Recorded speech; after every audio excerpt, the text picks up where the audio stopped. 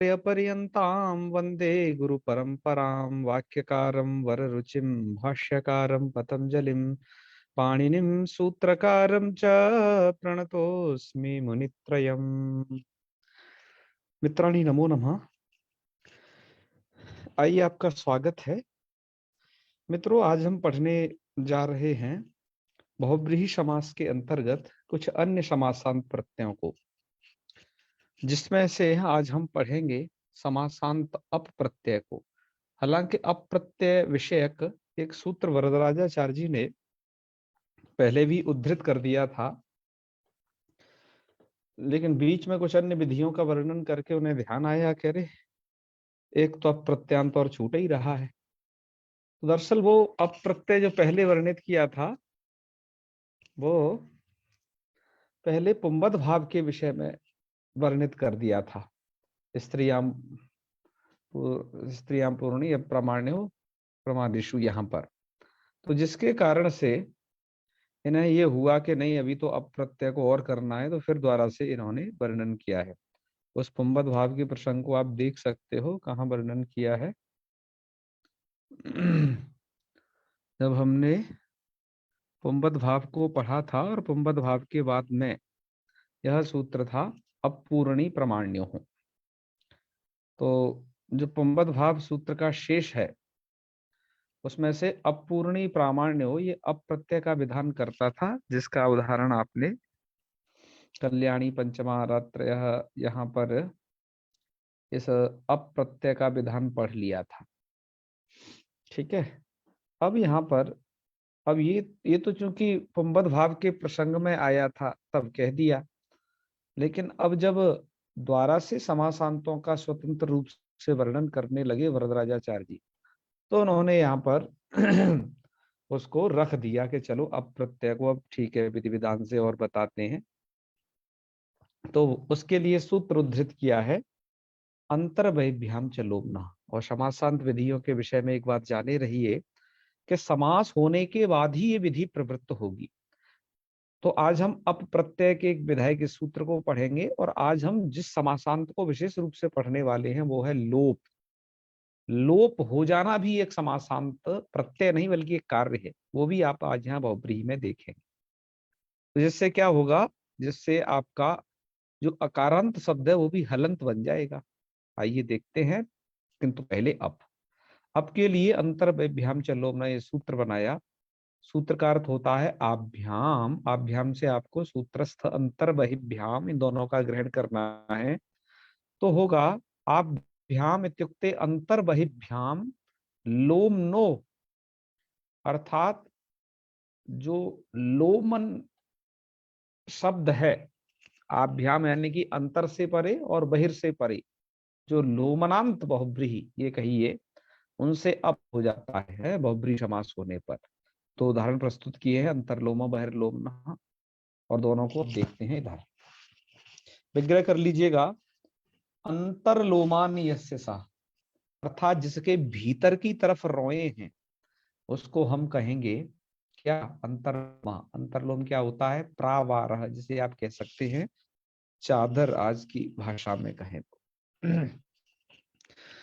विग्रह ये रहेगा, यहाँ पर अंतरे अव्यय है, तो अंतर लोमन और जस अनेक वन्य पदार्थ से समास करेंगे। समास जस विभक्ति का लुक कर लेना, अंतर लोमन ये शब्द बचेगा। ये शब्द नकारांत है। अप प्रत्यय करने के पश्चात अब यहाँ पर आप देखिए, ये लोमन अंत, और ये लोमन शब्द जो यहाँ परे है, ये अंतर शब्द से परे है, तो स्थिति घट गई है। तो इसके कारण इस बहुब्रीहि से, अर्थात अंतरलोमन, ये बहुब्रीहि समास करके जो निष्पन्न हुआ, इससे अप प्रत्यय कर दीजिएगा। आपके प्रकार की संज्ञा है, आप ये परसों से जान ही रहे हो, अकार मात्र शेष रहेगा। और लोमन में जो अन है उसका नस्तद्धित सूत्र से टीका लोप कर लीजिएगा।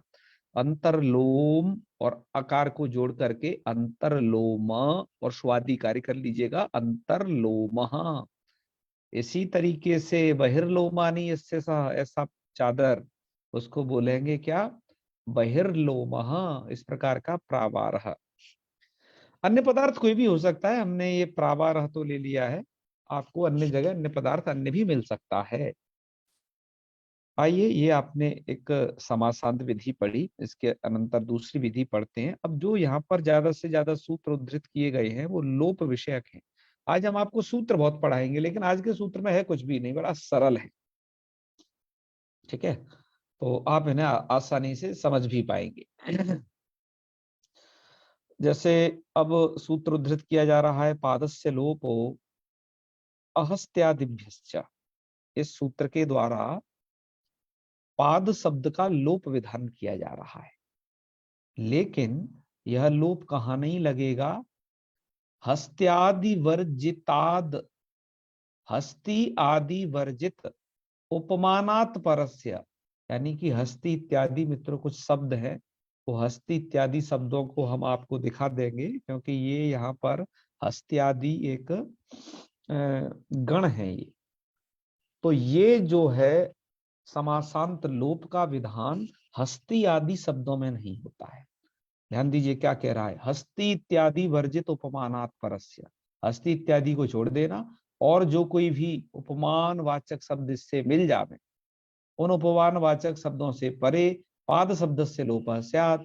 पाद शब्द का लोप हो जाता है बहुब्रीहौ, बहुब्रीही में। तो जो ये सूत्र यहाँ पाद शब्द के लोप की बात कर रहा है, तब आप याद कर लीजिएगा अलोन्त्यस्य परिभाषा को, जिससे क्या होगा, पाद से ये षष्ठी से निर्दिष्ट है, अतः यह कार्य अंत्यल को होगा। तो पाद शब्द के अंत्य दकारोत्तरवर्ती आकार का लोप होता है। विग्रह करते हैं यहाँ पर थोड़ा सा, आइए देखते हैं इसे। विग्रह किया जा रहा है। देखो, पहले तो आपको व्याघ्र पाद बनाने के लिए ऐसा करना पड़ेगा, व्याघ्रस्य पादौ, यानी कि व्याघ्र के पैर। तब क्या बन जाएगा? इति व्याघ्र पादौ। ठीक है, व्याघ्रस्य पादौ इति व्याघ्र पादौ। ये आपने क्या कर लिया? षष्ठी तत्पुरुष कर लिया। षष्ठी तत्पुरुष के पश्चात अब आप करेंगे क्या? बहुब्रीहि। तो क्या करेंगे? व्याघ्र पादौ इव पादौ यस्य सः। व्याघ्र के पैर की तरह है पैर जिसके, अर्थात व्याघ्र के जैसे पैर होते हैं उसकी तरह पैर हैं जिसके। तो यहां पर प्रक्रिया क्या होगी कि व्याघ्र पाद औ और पाद औ, यह अलौकिक विग्रह होगा। अब यहाँ पर समास विधान एक वार्तिक के द्वारा होगा। वह वार्तिक है सप्तम्युपमान पूर्व पदस्य उत्तर पद लोपश्च। सप्तम, सप्तमी वाचक कोई शब्द हो, मतलब सप्तम्यंत शब्द हो पूर्व में, या उपमान पूर्व पद हो, दोनों चीज, दो दो पूर्व पद हो सकती है, या तो सप्तमी पूर्व पद, सप्तम्यंत पद हो पूर्व पद के रूप में, या उपमान पूर्व पद हो। तो क्या हो जाता है, उससे परे उत्तर पद का लोप होता है और चकारात समासा भवति, चकार से समास भी हो जाता है। यहाँ पर उपमान वाचक शब्द है, यहाँ पर पूर्व में क्या, वो क्या है? व्याघ्र। और सप्तमी का उदाहरण इस वार्तिक में कंठेस्तः कालः है इति, ये उदाहरण बनेगा, कंठे कालः। तो यहाँ पर सप्तमी उपमान पूर्व पदस्य उत्तर पद लोपस्य इस वार्तिक के द्वारा उपमान वाचक है व्याघ्र, क्योंकि व्याघ्र के पैर से तुलना दी की जा रही है, और उसके पैर की तरह पैर जिसके। तो पूर्व पद में स्थित है व्याघ्र, क्योंकि यहाँ पर अपने व्याघ्र और पाद का समास किया था। और उत्तर पद में है ये वाला पाद, तो ये जो बीच वाला पाद है ना, इसको ये लोप लोप कर देगा, और व्याघ्रऊ पादऊ इनका समास भी कर देगा, और वो भवरी संज्ञक होता है वो समास। तो इसने समास कर दिया। समास करने के बाद इस स्थिति क्या बची? व्याघ्रपाद, ये वाली कंडीशन होगी। अब इसके पश्चात आप क्या करिएगा, अब लगाइए यहाँ पर पाद से लोपो अहस्त्यादिभ्य, हस्ति इत्यादि वर्जित उपमानात् परस्य, उपमान से परे। तो यहाँ पर व्याघ्र है जो कि अस्थि वर्जित है वो शब्द है, और अस्थि इत्यादि ये गण है, हम दिखाएंगे उसमें और कौन कौन से शब्द पढ़े गए हैं, वहां ये सूत्र जो है लोप नहीं कर पाएगा। तो पाद शब्द का लोप होता है। पाद शब्द का लोप का मतलब मैं बता चुका हूं, अलोन्त्यस्य सूत्र द्वारा अंत्य का लोप होगा। तो पाद के दकारोत्तरवर्ती इस आकार का लोप करके अब अग्रिम स्थिति कर लीजिएगा व्याघ्र पाद, और दकार को भावसाने से वैकल्पिक शर्त करके रूप बन जाएगा व्याघ्रपात, व्याघ्रपाद। ठीक है। और सुपाद शब्द की तरह इसके आप रूप चला लीजिएगा।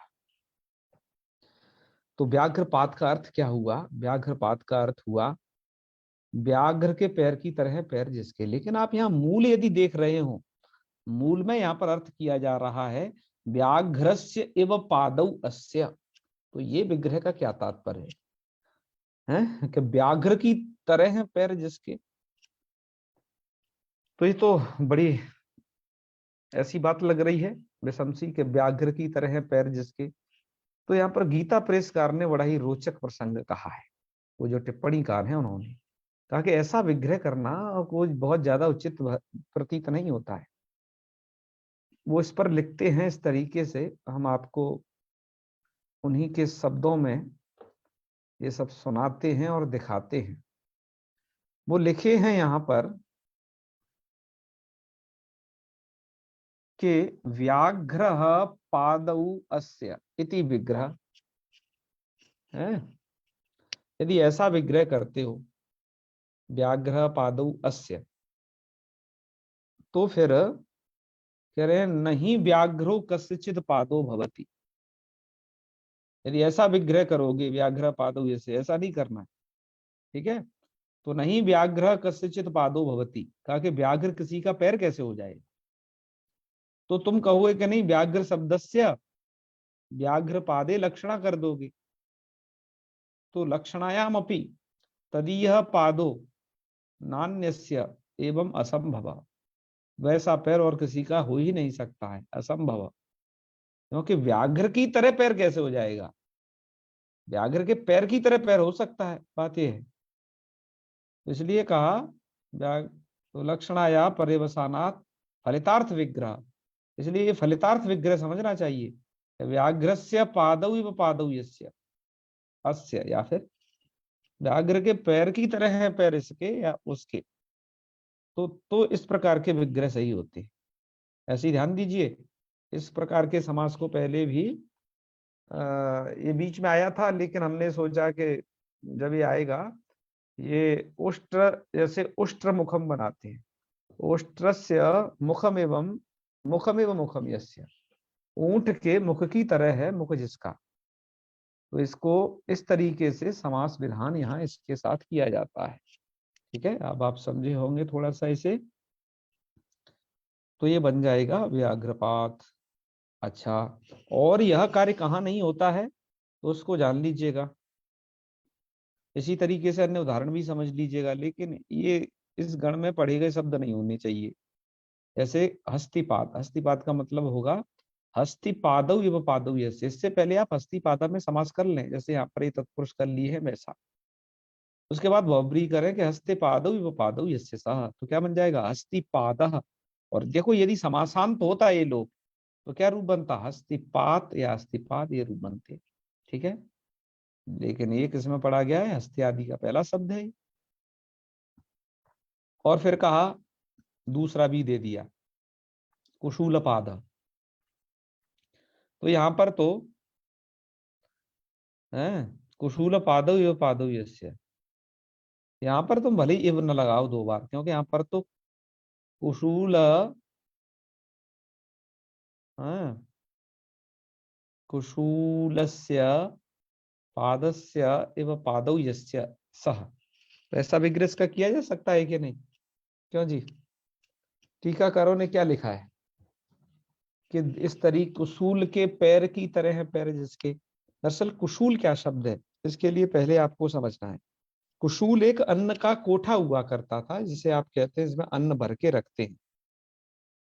तो यहाँ पर कुशूल पादौ एवं पादौ यस्य, क्योंकि कुशूल के पैर नहीं होते, कुशूल की तरह है पैर जिसके। ये तो सब सही हो सकता है। जैसे व्याघ्र से एवं पादौ यस्य, ऐसे हम कर सकते हैं कुशूल से एवं पादौ यस्य। हाँ, यहाँ तो हम कर सकते हैं। खैर, लेकिन टीकाकारों ने प्राय इसी तरीके का विग्रह दिया है, कुशूल पादौ एवं पादौ यशेषा। ठीक है, विचारणी है ये भी, ऐसा दे सकते हैं। तो कुशूल समझ रहे हैं ना, तो अन्न का कोठा होता है, वो कितना होता है, ऐसा मोटा मोटा सा होता है, हाथी के पैर के जैसे खूब बड़े बड़े, जिसमें अन्न आप भर के रखते हैं, उसको कुशूल कहा जाता है।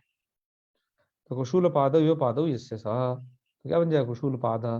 तो यहाँ पर भी ये दकारोत्तरवर्ती आकार का लोप नहीं हुआ है, जैसे यहाँ पर ये लोप हुआ है वैसे, क्योंकि ये कहाँ पढ़ा गया है, हस्ती इत्यादि एक गण है मित्रों, उसमें ये शब्द पढ़े गए। इस गण को थोड़ा सा दिखाई ही दिया जाए आपको। इस गण में जो शब्द पढ़े गए हैं उनका पाठ देखिए, भैमी व्याख्या के अनुसार थोड़ा आपको दिखा देते हैं। अन्य भी पुस्तक में ये है इस प्रकार का, लेकिन वहां इसे और तरीके से भी बता दिया है। चलो भैया, ये कहाँ आ गए, द्विमूर्धना त्रिमूर्धना आ गए, हाँ। अब इसी के बाद है, ये है, तो ये है हस्त्यादि गण। यहाँ पर समास, इस समासांत लोप विधान नहीं होगा, उसमें हस्तिन शब्द है, कुद्दाला अस्वह अस्वह, और क्या क्या है, कशिका कुरुत कटोल कटोलक गंडोल गंडोलक कंडोल कंडोलक, अजय भी है, अच्छा, कपोत जाल गंड महेला और महिला। ठीक है, ये दोनों शब्द होते हैं ये पाठांतर में, दासी गणिका और कुशूल। तो इन्होंने तो क्या किया, आदि वाला एक शब्द ले लिया और एक अंत वाला कुशूल ले लिया, ठीक है, और उदाहरण में वहां दे दिए। तो ये है मित्रों आपके कुशूल, अंत तक हस्ति इत्यादि शब्द इनमें नहीं होगा बस, क्या, ये समासांत कार्य, और बाकी जगह तो ये हो ही जाएगा। और क्या क्या रूप बन सकते हैं इस सूत्र से, तो वो आपको रूप भी जान लेने चाहिए। यहाँ भैया दे रखे हैं इन्होंने, ये दिए हैं, सिंहस्य पादौ, सिंहस्य पादौ, यदि सिंह पादौ, सिंह पादौ ही वो पादौ, इसे सिंह पात, ये भैया है, बढ़िया, बहुत अच्छा है। ऐसे शब्दों को आपको बना लेने चाहिए, ऐसे बहुत सारे। चलो भैया आगे चलें, तो इसकी कहानी यही हुई। अब आगे अपने मूल में फिर से चलते हैं और अग्रिम सूत्र को पढ़ते हैं। मित्रों, अब आगे कोई कठिनता है ही नहीं इस समासांत प्रकरण में, कुछ भी आगे क्या पीछे भी नहीं थी ये तो। अब आप देखते जाइए, इस कथा को एकदम सुनते जाइए। अब आगे समासांत विधान के लिए फिर सूत्र दिया, समासांत लोप विधान के लिए, संख्या सुपूर्वस्य। सूत्र का पूरा अर्थ ऐसे समझना चाहिए, मूल में तो इतना ही लिखा है, पाद शब्द से लोप समान शांतो बहुब्री हो, ऐसे समझ लेना चाहिए। पर कि संख्या सुपूर्वस्य पादस्य लोपः स्यात्, अर्थात संख्या पूर्व में हो, दो शब्द को संख्या पूर्व है द्विपात, और सुपूर्व का उदाहरण कौन है, सुपात। तो संख्या पूर्व में हो या सुपूर्व में हो, ऐसे पादस्य, ऐसे पाद शब्द का लोप हो जाएगा कब, समासांत बहुब्री में, अर्थात उनमें पहले समास हो गया हो, बहुब्री समास, तब इस काम को होगा। तो आइए उदाहरणों में देख लेते हैं। विग्रह है द्वौ पादौ यशेषा, जो द्वि औ पादौ बना लेना आप यहाँ। मैंने यहाँ लौकिक विग्रह रख दिया है, लौकिक आप कर ही लेंगे इसके अनुसार। और मूल में आ जाएगा फिर द्वि और पाद, और पाद में दकारोत्तरवर्ती आकार का ही, देखो सूत्र कह भले ही रहे हैं कि पाद का लोप हो, लेकिन यहाँ पर आपको लोन्त्य से सब जगह लगा लेना है, क्योंकि पादस्य में षष्ठी निर्दिष्ट है ना ये, इसलिए। तो आप ये शब्द अकारांत से हलंत हो गए सब, द्विपात यानी दो पादु इससे सा।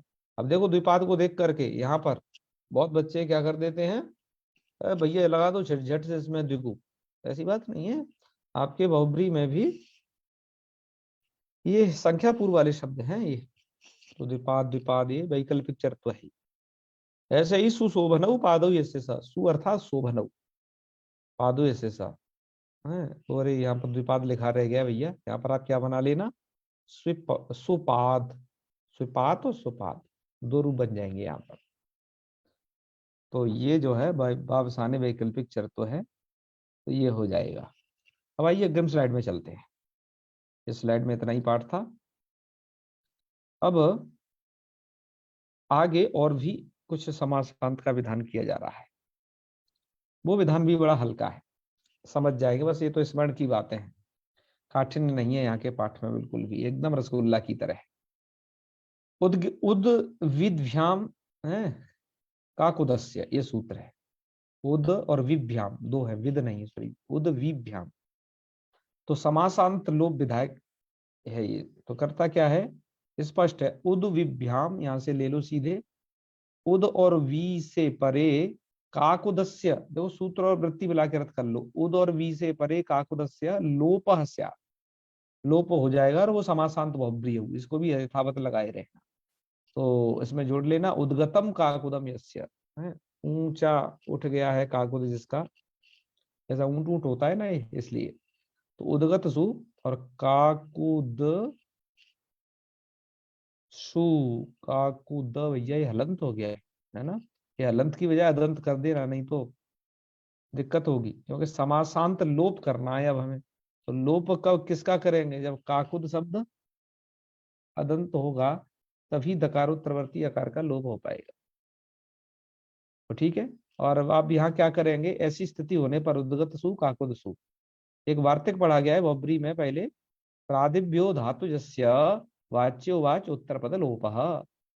प्रादिभ्य, प्रादियों से परे जो धातुज हो, तो धातुज है यहाँ पर गता, तो उत्तर पद का लोप होता है। तो उदगतम में ये गत का हो जाएगा लोप, तो ये इधर बचेगा उत, तो उत और काकुद, और दकार के आकार का भी है, ये हलंत नहीं है भैया, ये दंत है, जाने रहना, थोड़ा सा मिस्टेक से लग गया है।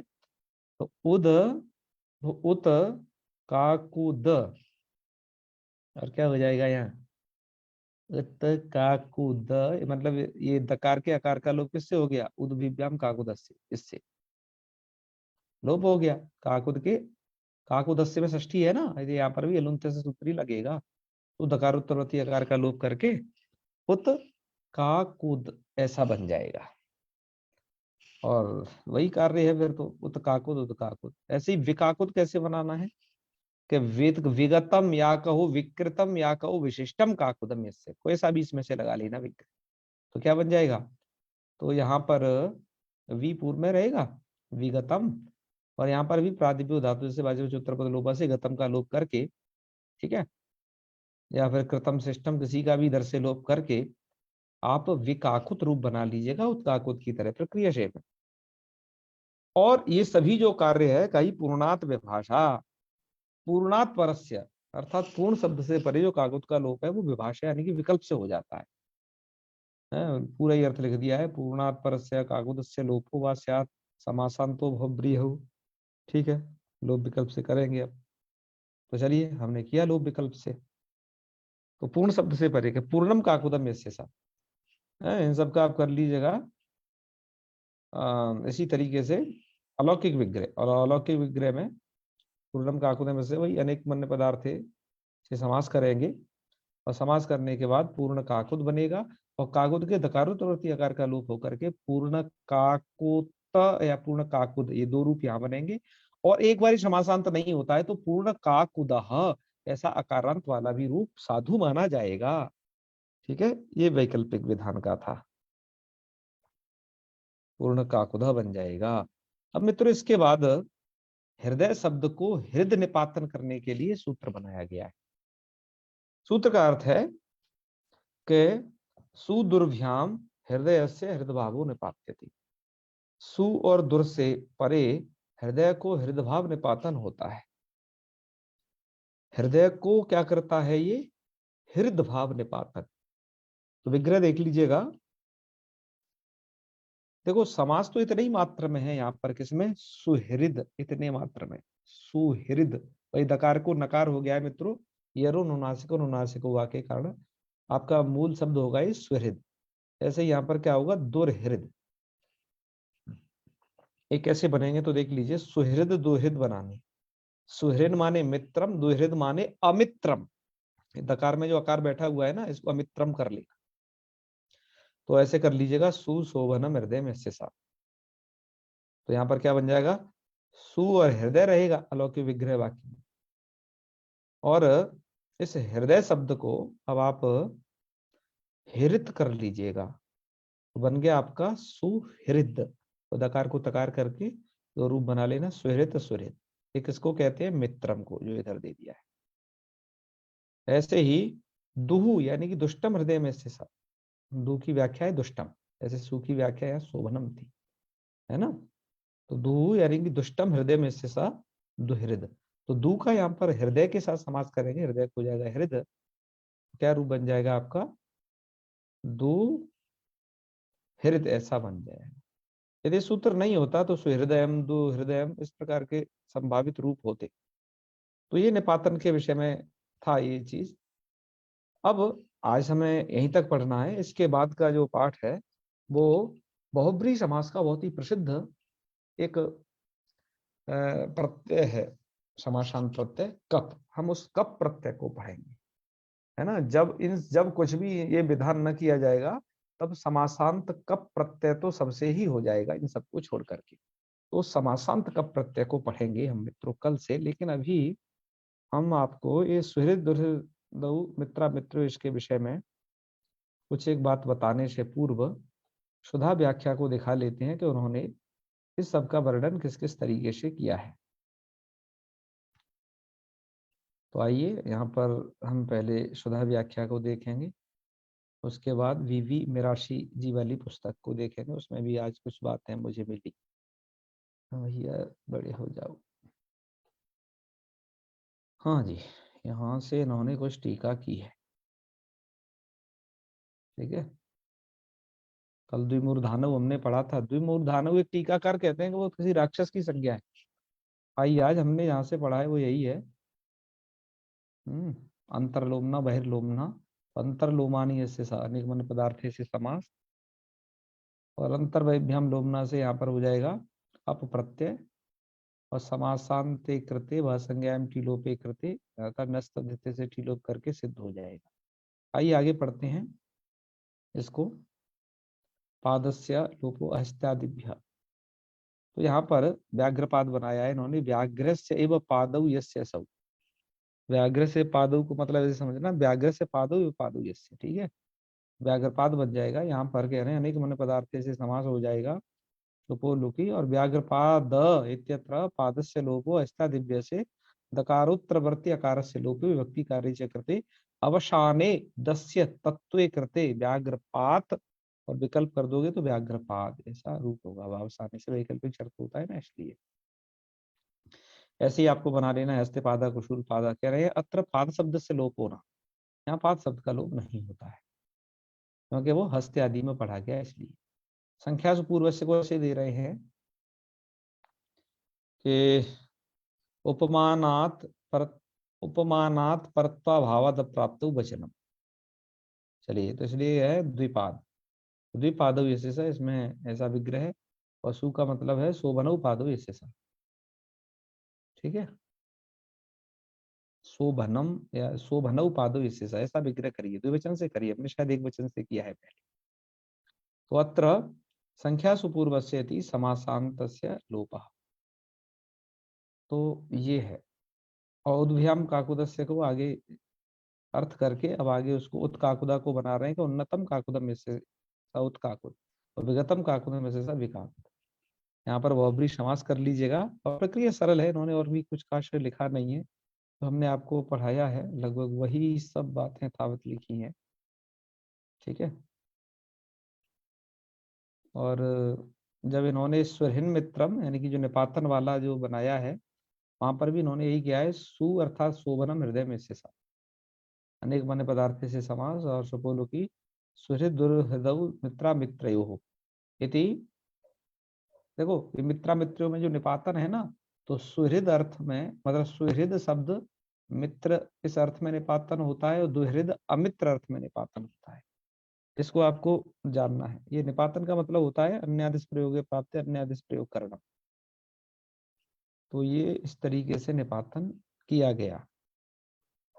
चलिए, इसके पश्चात मैं जो आपको एक बात आज विशेष रूप से जो बताना चाहता हूँ, वो इस टीका में लिखी है। ये कुछ अलग चिंतन कर रहे हैं, ये बहमी व्याख्या में भी ये बात नहीं लिखी थी। तो मैं सोचा ये भी थोड़ा आपके सामने थोड़ा बता देना चाहिए। यहां पर ये लिखते हैं इस तरीके की बात कह रहे हैं कि यहाँ पर जो हमने बनाया अभी सुहृद है ना, दुहृद, ये शब्द बनाए, तो कह रहे हैं जब इसकी सुहृद की विग्रह कर रहे हैं, कह रहे हैं सुहृद द्विहृदौ निपातौ, ये निपात है। तो शोभनम हृदयम यस्य इति विग्रह यत्र नाश्रेणी, क्योंकि निपातन है, निपातन है इसलिए। ठीक है, क्योंकि जब मित्रा मित्र ऐसा अर्थ नहीं होगा, तो कह रहे मित्रा मित्रो किम शोभनम हृदय मस्यति सुहृदय, ऐसा बन जाएगा। यदि निपातन नहीं होता ना, तो सुहृदय ये प्राप्त था, निपातन कर दिया इसलिए सुहृद और दुहृद, ये मित्र और अमित्र अर्थ में ही निपातन होंगे, अन्यथा और अर्थों में तो सुहृदय बनेगा। सुहृदय मतलब सुंदर है हृदय जिनका, ऐसे कौन, बहुत सारे कारुणिक विद्वान लोग, उन सबको कह सकते हैं। तो मित्रों आज के पाठ में इतना ही। इसके बाद कल बहुब्रीहि समास का हम अंतिम वीडियो बनाएंगे, जिससे ये भी समास जल्दी से पूर्ण हो। उसके बाद द्वंद्व तो छोटा ही सा है, ये तत्पुरुष और बहुब्रीहि थोड़ा बड़े थे, तत्पुरुष तो इन सब में ज्यादा बड़ा था। तो इसे करके फिर हम तद्धित में प्रवेश करेंगे, और हमारा अंतिम लक्ष्य है पूरा स्त्री प्रत्यय प्रकरण तक, तो वहां तक हम इसे अब जल्दी जल्दी पहुंचते हैं। ठीक है, तो चलिए समापन करते हैं। ओम सर्वे भवन्तु सुखिनः, सर्वे सन्तु निरामयाः, सर्वे भद्राणि पश्यन्तु, मा कश्चित् दुःखभाग् भवेत्। ओम शांति शांति शांति। सर्वेभ्यो नमो नमः। शुभरात्रि। प्रणामः।